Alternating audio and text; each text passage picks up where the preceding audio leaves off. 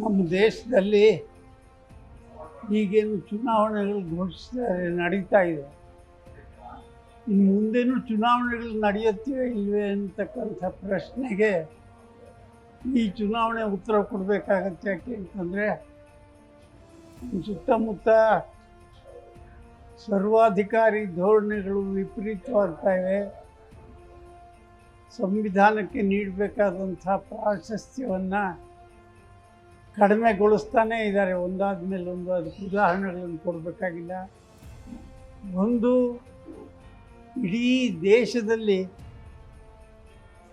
ಅವೈಚಾರಿಕತೆಯ ವಾತಾವರಣ ಎಷ್ಟು ಸಾಂದ್ರವಾಗಿದೆ ಅಂತಂದರೆ, ಈ ದೇಶದಲ್ಲಿ ನಮ್ಮ ಮಕ್ಕಳಿಗೆ ಯಾವುದಾದ್ರೂ ತರ್ಕಬದ್ಧವಾದಂಥ ಚಿಂತನೆಗೆ ಅವಕಾಶ ಇರೋ ಹಾಗೆ ವಿದ್ಯಾಭ್ಯಾಸವನ್ನು ಕೊಡ್ತೇವೆಯೇ ಆಪತ್ತುಗೊಳಗಾಗ್ತಾರೆ. ಯಾರೋ ಒಬ್ಬರು ಹಿಂದೆ ಕೇಂದ್ರ ಮಂತ್ರಿ ಆಗಿದ್ದವರು, ಅವ್ರ ಭಾಷಣ ಕೇಳಿದ್ದೀನಿ ನಾನು. ಯಾವುದೋ ಒಂದು ಸಂದರ್ಭದಲ್ಲಿ ಅವರನ್ನು ಮಾತನಾಡಿಸೋವಂಥ ಸಂದರ್ಭನೂ ಇತ್ತು. ಅವರು ಅಲ್ಲಿ ನಡೆದಂಥ ಸಮ್ಮೇಳನದಲ್ಲಿ ಭಾಷಣ ಮಾಡ್ತಾ ಹೇಳಿದರು, ನನಗೆ ಈ ವಿಕಾಸವಾದ ಇತ್ಯಾದಿಗಳಲ್ಲಿ ನಂಬಿಕೆ ಇಲ್ಲ. ಯಾಕೆ ಅಂತಂದರೆ ಯಾವ ಕೋತಿನೂ ಮನುಷ್ಯ ಆದದ್ದನ್ನು ನಾನು ಕಂಡಿಲ್ಲ ಅಂತ. ಒಬ್ಬ ಮಂತ್ರಿಗಳು ವಿದ್ಯಾರ್ಥಿಗಳನ್ನು ಉದ್ದೇಶಿಸಿ ಈ ರೀತಿ ಮಾತನಾಡ್ತಾರೆ ಅಂತಂದರೆ ಎಷ್ಟು ಶುಷ್ಕ ತರ್ಕಕ್ಕೆ ನಾವು ಮಾರು ಹೋಗ್ತಾ ಇದ್ದೇವೆ ಅಂದರೆ.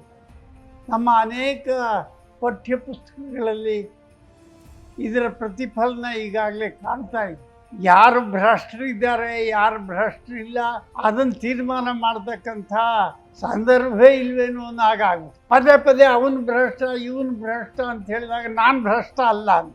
ನಾನು ಈ PM ಕೇರ್ಸ್ ಫಂಡ್ ಅನ್ನೋದನ್ನು PM does not care fund ಅಂತ ಕರೆಯೋದು. ಸರ್ವೋಚ್ಚ ನ್ಯಾಯಾಲಯ ಹೇಳಿರ್ತಕ್ಕಂಥದ್ದನ್ನು ಕೂಡ ವ್ಯಾವಹಾರಿಕವಾಗಿ ಅಳವಡಿಸ್ಕೊಂಡು ಒಂದು ರಾಜಕೀಯವನ್ನು ನಡೆಸಬೇಕಾದ್ದು ಕರ್ತವ್ಯ. ಆದರೆ ಏನೂ ಆಗಿಲ್ವೇ ಅನ್ನೋ ರೀತಿಯಲ್ಲಿ, ಅದರಲ್ಲಿ ಏನೂ ಭ್ರಷ್ಟತನ ಇರಲಿಲ್ಲ ಅನ್ನೋ ರೀತಿಯಲ್ಲಿ ಅವರು ಭ್ರಷ್ಟರು ಇವರು ಭ್ರಷ್ಟರು ಒಂದು ಬೇರೆ ಬೇರೆ ಅವ್ರ ಕಡೆಗೆ ಬೆರಳು ತೋರಿಸ್ತಾ ಇರ್ತಕ್ಕಂಥದ್ದು ಬೇಜವಾಬ್ದಾರಿತನ. ದುರದೃಷ್ಟ ಏನು ಅಂತಂದರೆ, ಎಲ್ಲಿ ಆರ್ಥಿಕತೆಯ ಬಗ್ಗೆ ಹೆಚ್ಚು ಹೆಚ್ಚು ಚರ್ಚೆಗಳಾಗಬೇಕಾಗಿತ್ತೋ ಅಲ್ಲಿ ನೀರವವಾದಂಥ ವಾತಾವರಣ ಸೃಷ್ಟಿಯಾಗುತ್ತಿದೆ. ನಮ್ಮ ವಿಶ್ವವಿದ್ಯಾನಿಲಯಗಳು, ಸಂಶೋಧನಾ ಕೇಂದ್ರಗಳು, ಲೋಕಸಭೆ, ರಾಜ್ಯಸಭೆ, ಶಾಸನ ಸಭೆ ಇಂಥ ಕಡೆ ನಮ್ಮ ಆರ್ಥಿಕ ನೀತಿಯ ಬಗ್ಗೆ, ಆರ್ಥಿಕವಾಗಿ ಏನೇನು ನಡೆದಿದೆ ಮತ್ತು ಯಾವ ರೀತಿಯಲ್ಲಿ ನಾವು ಒಂದು ದುರಂತಕ್ಕೆ ಕಾಲಿಡ್ತಾ ಇದ್ದೀವಿ ಅದ್ರ ಬಗ್ಗೆ ಚರ್ಚೆನೇ ಇಲ್ಲ ಅಂತಂದರೆ ಯಾವ ದೇಶ ಇದು? ಜನರ ಪರವಾಗಿ ಯೋಚನೆ ಮಾಡ್ತೀವಿ ಅಂತ ಹೇಳ್ತಕ್ಕಂಥವ್ರು ಮೊದಲೆತ್ಕೊಂತ ದೇಶದ ಆರ್ಥಿಕತೆಯನ್ನು ಯಾವ ದಿಕ್ಕಿನಲ್ಲಿ ತಗೊಂಡು ಹೋಗ್ತಾ ಇದ್ದೀವಿ ಅನ್ನೋದನ್ನು ಹೇಳಬೇಕಾಗಿತ್ತು. ನಾವೆಲ್ಲ ಹೇಳ್ತಾ ಇದ್ದೀವಿ, ನಮ್ಮ ಪ್ರಧಾನಿಗಳು ದಿನ ಬೆಳಗಾದರೆ ಅದನ್ನು ಹೇಳ್ತಾರೆ. ನಮ್ಮ ದೇಶ ಪ್ರಪಂಚದ ಆರ್ಥಿಕತೆಯ ಕೋಷ್ಟಕದಲ್ಲಿ 5ನೇ ಸ್ಥಾನದಲ್ಲಿದೆ. ಅದೇನು $5 ಟ್ರಿಲಿಯನ್ ಎಕಾನಮಿ ನಮ್ಮದು. ಬಹಳ ಸಂತೋಷ. ಒಂದೇ ಪ್ರಶ್ನೆ ನಮ್ಮದು ಈ ಹೇಳಿಕೆ ಬಗ್ಗೆ ಅಂದರೆ, $5 ಟ್ರಿಲಿಯನ್ ಎಕಾನಮಿ ಆಗಿರೋ ದೇಶದಲ್ಲಿ ಯಾರೋ ಒಬ್ಬ ವಿದೇಶಿ ನಾಯಕ ಬಂದಾಗ ದೆಹಲಿ, ಕಲ್ಕತ್ತಾ, ಅಹಮದಾಬಾದ್ಗಳಲ್ಲಿ ಅವನನ್ನು ಓಡಾಡಿಸೋದಕ್ಕೆ ಕರ್ಕೊಂಡು ಹೋಗ್ಬೇಕಾದ್ರೆ ಟಾರ್ಪಾಲ್ ಕಟ್ತಾ ಇದ್ದೀವಿ. ಯಾತಕ್ಕೋಸ್ಕರ?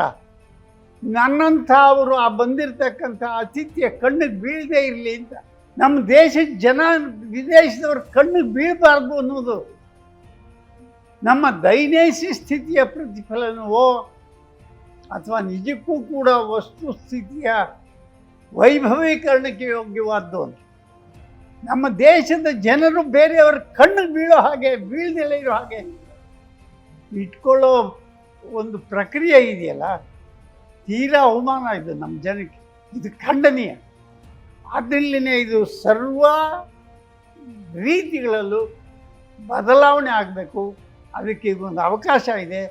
ಜನ ಅದನ್ನು ಉಪಯೋಗಿಸ್ಕೊಂಡು ಈ ಅನೀತಿಯುತವಾದಂಥ ಸಂಸ್ಕೃತಿ ವಿರೋಧಿ ನೀತಿಗಳನ್ನು ಅನುಸರಿಸ್ತಕ್ಕಂಥ ಸರ್ಕಾರವನ್ನು ಮತ್ತೆ ನಮ್ಮ ಮೇಲೆ ಹೇರೋದು ಬೇಡ. ನಮಗೆ ನಿಜಕ್ಕೂ ಕೂಡ ಬಿಡುಗಡೆ ಅನ್ನೋದು ಬೇಕಿದ್ದರೆ ಬೇರೆ ಹಾದಿಯನ್ನು ಹಿಡಿಬೇಕು, ಈ ಹಾದಿಯನ್ನಲ್ಲ.